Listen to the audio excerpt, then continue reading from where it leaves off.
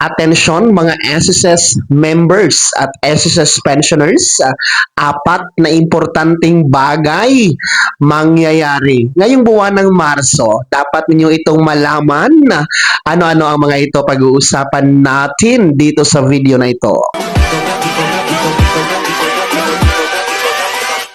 Hold up.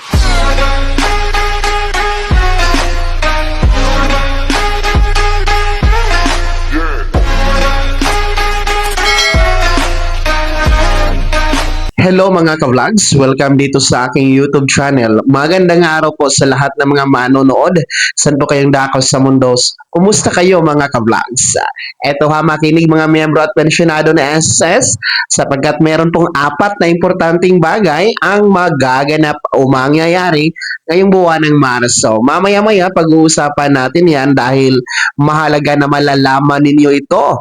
Pero bago ang lahat, kung bago ka pa lang dito sa aking YouTube channel o di kaya hindi ka pa nakasubscribe, abay click nyo muna ang ating subscribe button na nasa baba. Huwag niyong kalimutan na pindutin ang notification bell, ilagay niyo po sa all para naman updated ka sa lahat ng mga videos na aking i-upload.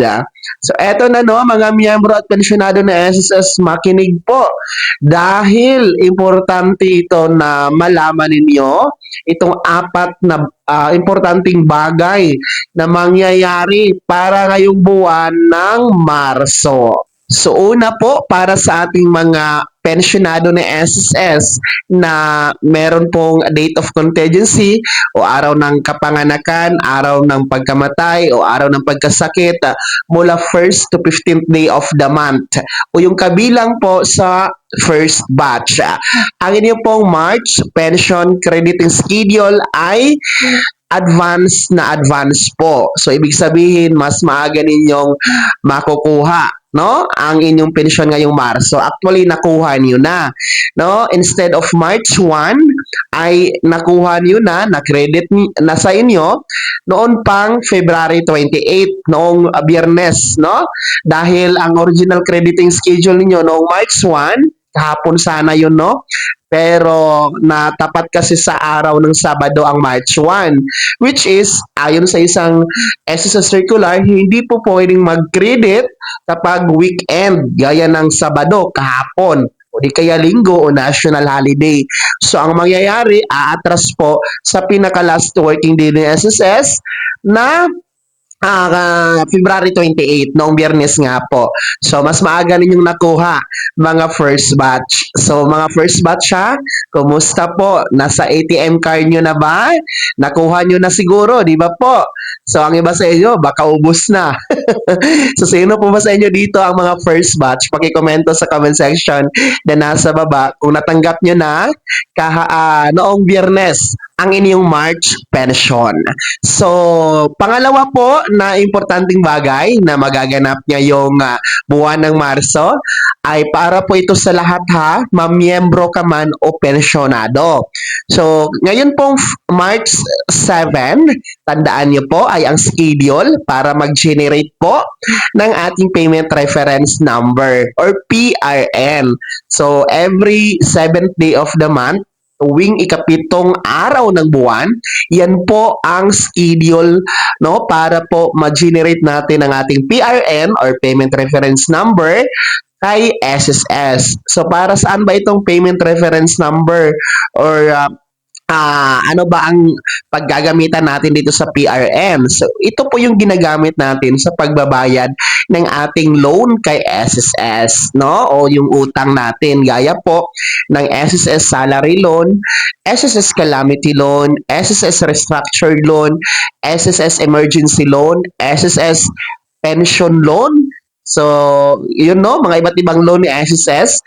Bago kasi tayo magbayad sa ating loan, no, sa mga SSS counters, SSS cashiers o maging ng mga payment partner accredited ni SSS, ay kailangan po nating i-present ang ating payment reference number or PRN. Required po yun para makapagbayad tayo ng ating SSS loan. So, paano ba mag-generate ng PRN? Punta lamang po kayo sa inyong My.SSS account. Then, doon sa services, meron doong generate PRN. Tapos, click nyo lamang yon. So, mag-generate na yon ng PRN ninyo mga ka-vlogs. So, in case na hindi naman po kayo marunong mag-generate ng PRN through your My.SSS account or online, pwede kayo pumunta sa pinakamalapit na SSS branch na nasa inyong lugar, no? Para magpatulong kayo doon, magpa-assist na mag-generate ng PRN ninyo. And mahalaga itong PRN, kaya ginagawa ito ni SSS para ang objective nito ay para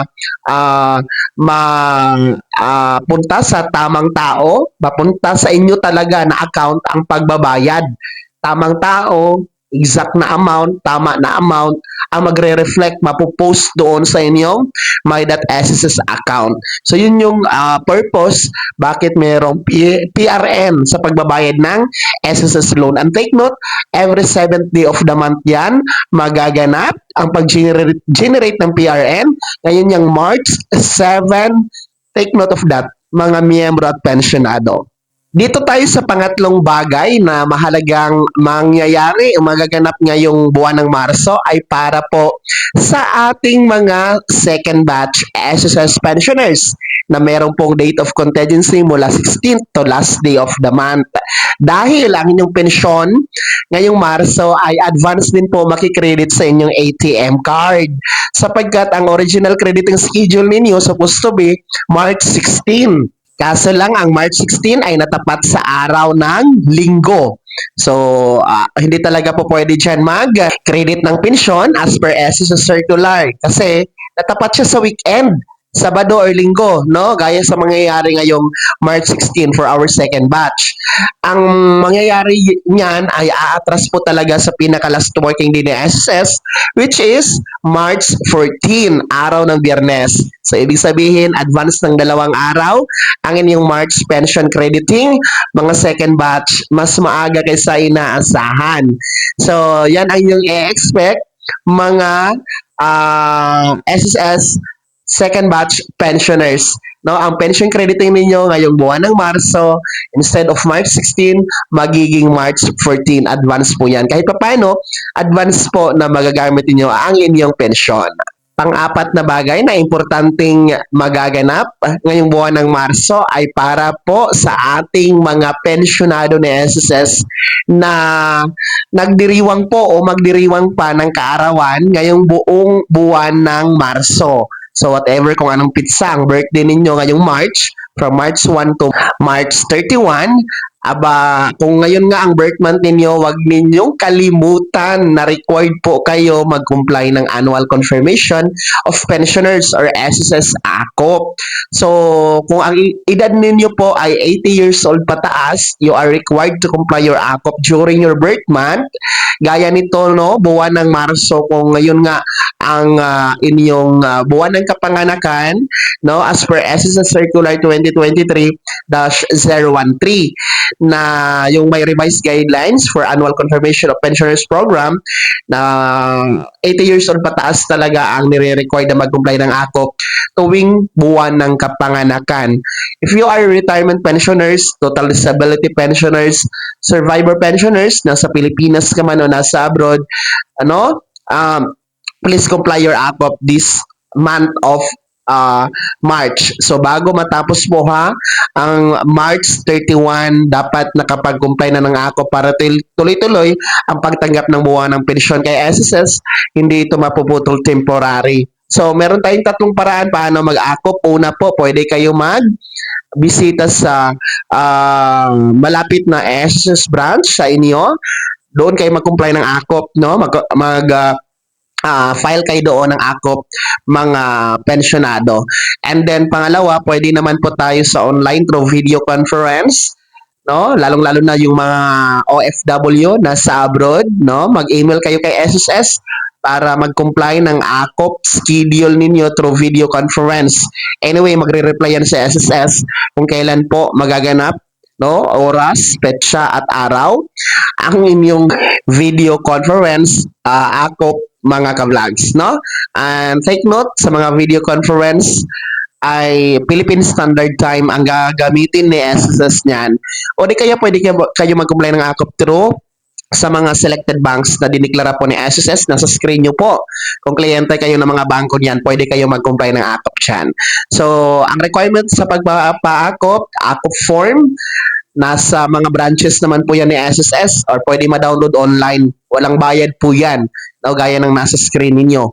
So, pwede din po tayo or kailangan din po tayo mag-present ng ating SSS UMID or SSS ID or any valid ID. No? So, ulitin ko sa mga merong birth month ngayong buwan ng Marso na mga pensionado ni SSS, no? Huwag kalimutan mag-comply ng AKOP, no? Para tuloy-tuloy ang pagtanggap ng buwan ng pensyon ni SSS, hindi mapuputol temporary. So, yun po ang apat na importante at mahalagang bagay ang magaganap para ngayong buong buwan ng Marso, mga miyembro at pensionado ni SSS.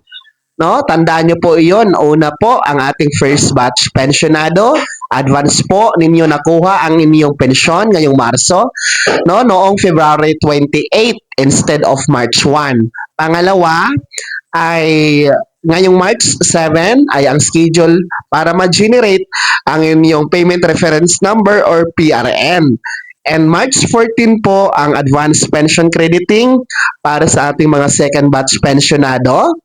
And pang-apat at panghuli ay ang AKOP compliance para sa mga merong birth month ngayong buwan ng Marso na mga pensionadong may edad 80 years old pataas. Kaya naman mga SSS members and pensioners, ano po yung komento at reaction sa balitang ito, ibahagi niyo po sa comment section na nasa baba, pakilakip ng buong pangalan at kung taga saan kayo. Bago ako magtapos sa video na to, kung gusto niyo pong sumuporta sa aking YouTube channel, maaari niyo pong i-click ang ating super thanks button na nasa baba. Huwag niyong kalimutan na pindutin ang notification bell, ilagay niyo po sa all para naman updated ka sa lahat ng mga videos na aking i-upload. Maaari niyo rin i-like ang video na to. At kung meron ka pang mga katanungan, maaari niyo i-comment sa comment section na nasa baba. Paki-follow na din po ang aking official Facebook page na nasa screen niyo. Muli po, ako si Daniel Timpawa na nagsasabing dito sa aking YouTube channel, Pawang Katotohanan at lahat totoo lamang.